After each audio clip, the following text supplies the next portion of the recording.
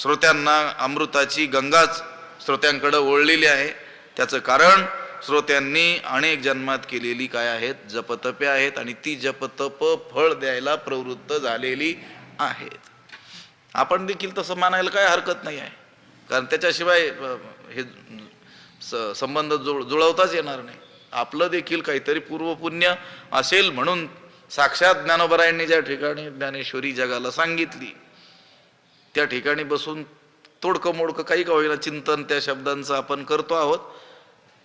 त्याचं कारण काय कोणी विचारलं तर हीच उभी सांगायची, हो का जपतपे श्रोतयांची फळा आली। आमचं काहीतरी जप तप असेल, सांगता येणार नाही किती केलंय, कधी केलंय, कोणतं केलंय, पण पुण्याशिवाय हे घडू शकत नाही। मग आता काय करावं? आता प्राप्त तर झालेले आहे, गंगा तर श्रोत्यांकडे आलेली आहे, श्रोत्यांनी अनंत जन्मामध्ये केलेले जप तप फळाला आलेले आहेत। आता